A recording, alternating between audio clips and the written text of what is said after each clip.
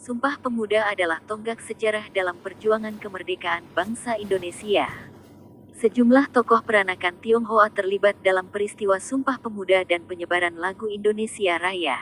Siapa dan apa saja peranan mereka? Pertama, Sumpah Pemuda diikrarkan di rumah milik orang Tionghoa. Adalah Si Kong Lian yang memfasilitasi rumahnya sebagai pusat gerakan pemuda sekaligus sebagai tempat Kongres Pemuda kedua dan Deklarasi Sumpah Pemuda, pada tanggal 28 Oktober tahun 1928.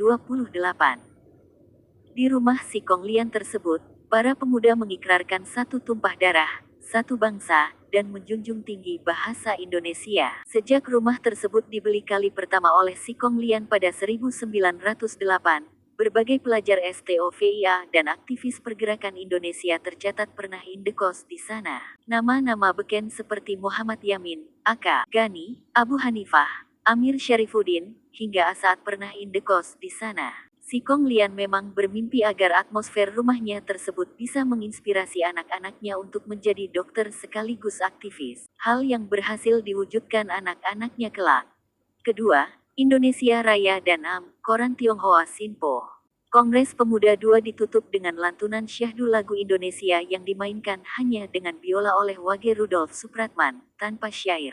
Beberapa minggu berselang, tepatnya pada tanggal 10 November tahun 1928, Koran Sinpo, yang dikelola orang Tionghoa, memublikasikan lirik lagu tersebut lengkap dengan partiturnya untuk pertama kalinya.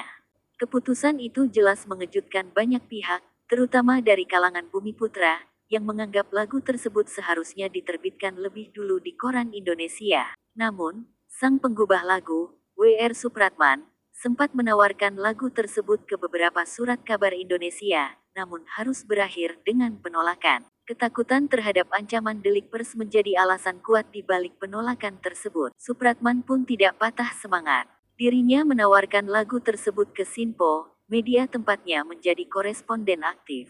Setelah memainkan lagu itu di hadapan Ang Yan Goan selaku direktur Sinpo, mereka sepakat untuk memuat lagu tersebut di Sinpo edisi mingguan. Di dalam memuarnya, Ang Yan Goan mengaku terkesima dengan alunan nada biola Supratman. Ia juga kagum dengan Supratman sebagai seniman sekaligus nasionalis sejati. Spirit itu dianggap Ang Yan Goan sejalan dengan misi Sinpo, yang sejak awal kemunculannya pada tanggal 1 Oktober tahun 1910 memang dikenal sebagai pendukung kemerdekaan Indonesia. Dengan bantuan Sinpo, Supratman kemudian memperbanyak dan mendistribusikannya dalam bentuk selebaran. Hanya dalam waktu singkat, syair itu telah menyebar ke seluruh penjuru Batavia.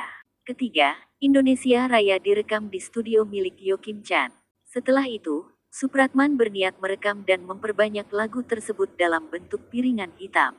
Setelah sempat ditolak dua studio lantaran takut berurusan dengan polisi Belanda, akhirnya Yo Kim Chan, pemilik Roxy Cinema House dan Lido, bersedia memproduksi dan mendistribusikan rekaman lagu tersebut melalui toko populer.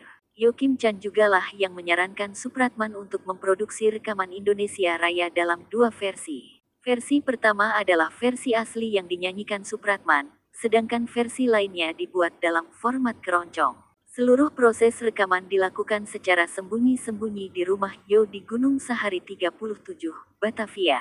Namun, rencana itu keburu terendus intelijen Belanda yang membuat polisi bergerak untuk menyita seluruh rekaman tersebut. Salah satu piringan hitam yang tersisa diselamatkan putri tertua Yo, Kartika Kertayasa atau Yo Hoe Guat.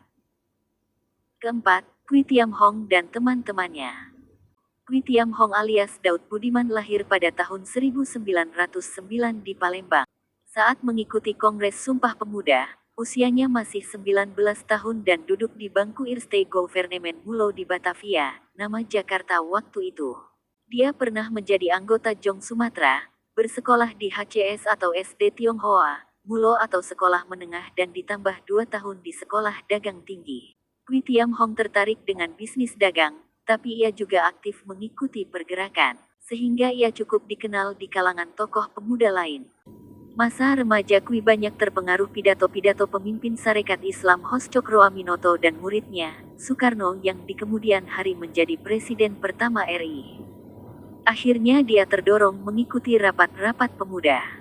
Pada saat Kongres Pemuda II berlangsung, Kui juga mengajak teman-temannya yang juga peranakan Tionghoa. Mereka adalah Ong Kai Siang, John Liao Choan Hok, dan Chiu Jin Kui. Ada lagi satu peranakan Tionghoa lain yang berperan saat Sumpah Pemuda. Dia tergabung dalam Jong Islam Yeten Bon. Namanya Johan Muhammad Chai. Ia ikut menekan rumusan Kongres Pemuda 2 kala itu. Begitulah fakta sejarah mencatat keterlibatan langsung para kaum peranakan Tionghoa dalam pergerakan kemerdekaan Indonesia. Semoga jasa-jasa para pendahulu bangsa Indonesia terpatri selamanya di sanubari semua anak bangsa.